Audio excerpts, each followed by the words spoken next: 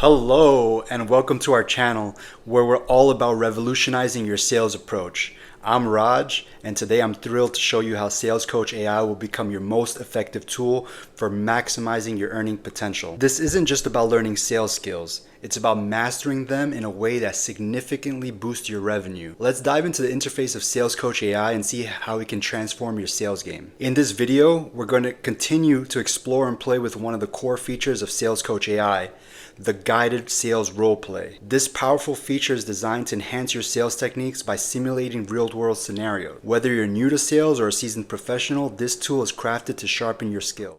All right, before we start this roleplay, I want you to note that if you get a starting prompt or a scenario that you're not happy with, you could just prompt the sales coach to give you another scenario. So I told it I want to do solar for this roleplay.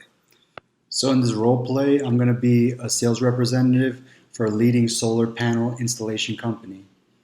We're going to be speaking to a homeowner interested in potentially installing solar panels to reduce their energy cost and carbon footprint. Jump right into it and say, hey, good day. I'm Raj from Fusion Power Solar Company. Shout out to Fusion Power here in Arizona. Great company, but unfortunately going door to door to generate leads during the summertime just wasn't for me. So then we're going to continue with, I understand you're interested in exploring solar energy for your home.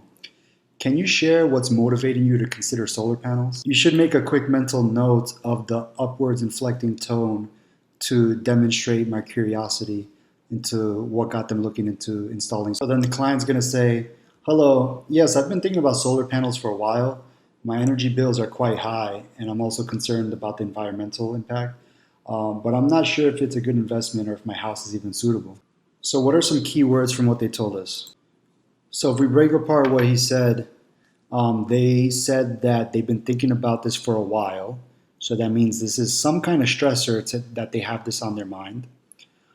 They acknowledge that their bills, like everyone else, is really high. And they have a concern about their environmental impact. And then this is where the potential sale is going to be made. Their skepticism is that they're not sure if it's a good investment or if their house is even suitable. So as we go through this role play, what should be going through your mind is that you pretty much need to sell them value on why this is going to be a good investment for them, and also confirm and find out if their house really is even suitable. Then we have three options we could choose from to move forward. We could empathize and probe further. We could jump into the solution presentation, or we could further qualify the prospect. Before I read the details of each one, which one doesn't work? If you think about it for a second, you'll see that jumping into solution presentation is the worst option you could go with. I can guarantee that will turn off the client from whatever you have to offer. So I'm going to go with solution 1 because we know solution 2 is the worst option. And solution 3, let's read it. It says, that's very insightful, thank you. Before we proceed, may I ask about the direction your roof faces and any shading issues you might have observed? That's just probably important later on the line when we're considering installation, but at this point, that is not important. What we need to be speaking about is their current energy usage and talk more about any specific concerns they have about the home. So Sales Coach recognizes and acknowledges our choice for empathizing and probing further. We're going to be gathering valuable information specifically for them. So then we're going to say, I can see why you're considering this. Could you tell me more about your current energy usage and any specific concerns you have about your home suitability? Oh, this person's getting a deal. They're saying their energy bills have been averaging about $200 a month. I'm not sure how much energy that translates to in terms of solar panel requirements. Also, our house has a large roof, but there are some tall trees around, so I'm concerned about shading. So the three options we have are to either discuss the energy usage, address concerns about shading, or provide general information about solar panels. So just looking at this, you can tell either it's going to be either option 1 or 2. We don't want to just provide them with general information about solar benefits. At this point, it doesn't matter because they have concerns about shading and knowing what the solar panel requirements will be for their specific house. So we're not going with option 3. So I'm going to go with option 1 over 2 because while 2 is good because you are addressing the concerns about shading, let's look at option 1, which goes, thanks for sharing that. Based on your average bill, we can estimate your energy needs. We can also discuss options to maximize efficiency despite potential shading. So as you can see, that option addresses their concern about shading and estimate the energy needs to find out what their solar panel requires. Sales coach says, excellent choice. Discussing the energy usage directly addresses the client's primary concern and moves the conversation forward in a meaningful way. So they're going to say, our home is about 2,500 square feet with 4 residents. We use the usual array of home appliances, and we're generally conscious about not wasting energy. I'm not sure how these details translate into solar panel requirements, though. So what's a key word or sentence here? To me, it's the last one that stands out, where they say, I'm not sure how these details translate into solar panel requirements. When I hear that, what's going through my head is that they're not really sure if they're providing you with the information they need, and it's really a lack of knowledge. So this is the point where you could come in with your expertise and authority. 3 options we have are to either explain the solar panel requirements, inquire about specific energy usage patterns, or suggest a home energy audit. So just looking at these, the third option looks like it's the most valuable because it's going to accurately determine what their energy consumption is according to the patterns and details of their usage. Where with option 1, it looks like we're just given an estimate, but people, if they're making this kind of investment, want details. Option 2 isn't bad because we're asking to know their specific energy usage patterns and asking about high energy appliances, what time of the day they use it. But again, if we have to choose, we're going to choose 3 because, we don't have the information of what the solar company is able to do with this home energy audit, but I don't think it'd be a horrible presupposition to assume that this home energy audit is going to give them exactly their energy usage patterns and more details than any of those. Sales coach says, great choice. Suggesting a home energy audit is a practical step to accurately assess the homeowner's needs, building trust and credibility in the process. Response is going to sound like this. To accurately determine your solar needs, we can conduct a home energy audit.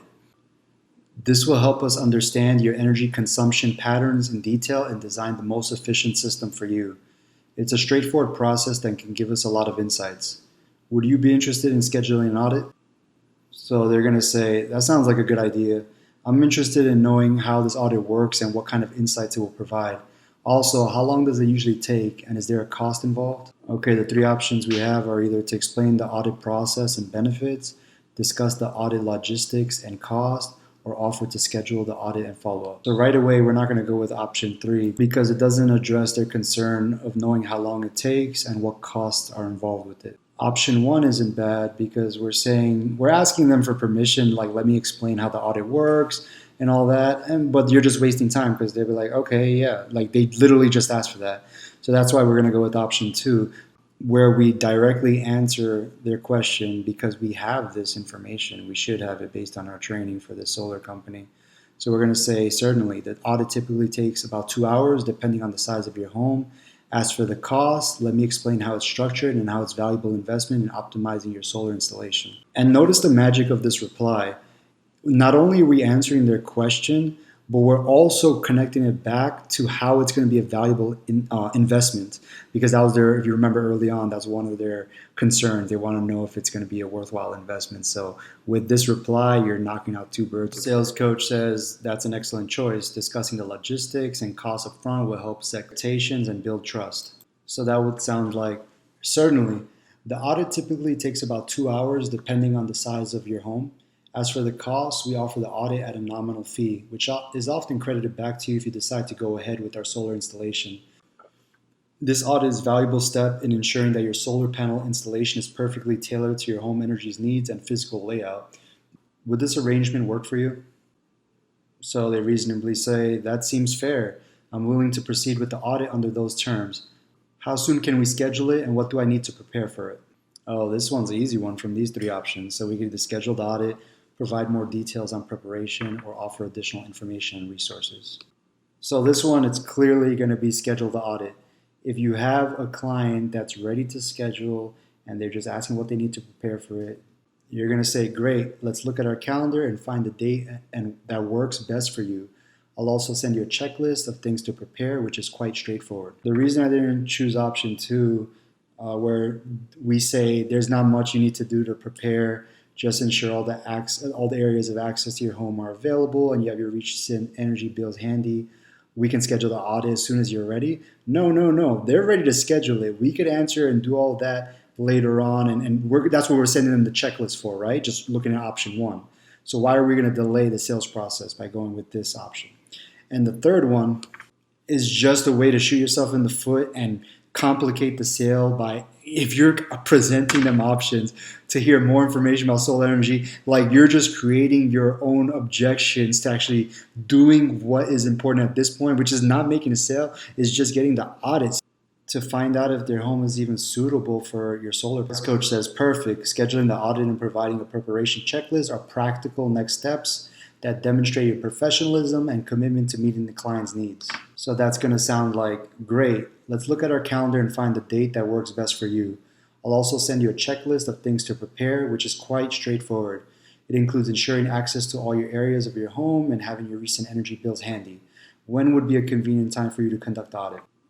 They're going to say, I'm usually available on weekdays after 5 p.m. or we can do it on a weekend. What dates do you have available? So the three options we have are to just confirm the date and time, 2, offer flexibility and ask for a preferred date, or 3, discuss post-audit process. 3 is horrible because it says those times generally work for us, and then we're going to say we also want to discuss the next steps post-audit so you know exactly what's to expect moving forward. Not only are we not scheduling an exact time, we're also complicated and getting them to commit to something before we even have the audit done. Actually, option 2 is probably even worse. You're acknowledging you appreciate their flexibility, but now you're asking them for preferred date and time. They just gave you to the best of their ability at that moment what time works for them. And that's why we're going to go with option 1, just being direct and saying, let me check our availability. You check and you say, how about next Wednesday at 5:30 p.m. or Saturday morning at 10 a.m.?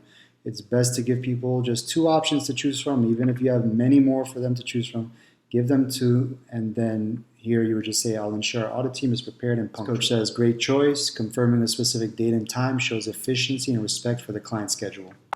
So we say, let me check our availability. How about next Wednesday at 5:30 p.m. or Saturday morning at 10 a.m.? I'll ensure our audit team is prepared and punctual. Which of these options work best for you? They say, Saturday morning at 10 a.m. works perfectly for me. Let's lock that in. The options we have are either to confirm the appointment and provide details, offer additional support before the audit, or discuss post-audit expectations. So I am not choosing option 2 because while it sounds very nice to say if they have any questions or need additional information about the solar energy process, reach out to us. I feel like that's a given. They're going to have our email. At this point, they have all our information, and I'm sure if they have any questions, they're going to reach out to us anyway. So why even waste our breath? And I'm guilty to say I used to do option 3, where you confirm their time. But I swear it's almost out of anxiety that we're already jumping ahead and anticipating and adding anxiety to ourselves in the process by saying, after the audit, what we're going to do for them, right? And then confirming, like, we can discuss these details during our follow-up meeting. All of that's obvious. It's going to happen. Why do we have to mention that? If you don't get the trend yet, it's about keeping it simple. We're just going to say Saturday at 10 a.m. it is. I'll send a confirmation email with all the details and the preparation checklist. Our team will be ready to conduct a thorough audit of your home. Coach says that's an excellent choice. Confirming the appointment and providing detailed information demonstrates our commitment to customer service and thoroughness. They say, thank you, I appreciate your thorough approach. I'll look out for your email. So these 3 options are offer additional resources. The second one's reiterate availability for questions. We're definitely not going with that. That's the same as the last time. They are going to reach out if they need you for anything. Guarantee it. I like 3, end the call professionally. That sounds like thank you for your time today. I'm looking forward to our audit on Saturday and helping you transition to solar energy. Have a great day. Very direct and forward. Let's look at 1. You're welcome. I'll also include some resources in the email about the benefits. Okay, so with that one, we're going to send that confirmation email. You just put it there. They're going to check it out. This is pretty important to them from what it sounds like, right? They just want to do the research and make sure their home is qualified. So just put it in there. You don't need to say it. I personally like just ending the call professionally in this scenario. So we're going to go with option 3.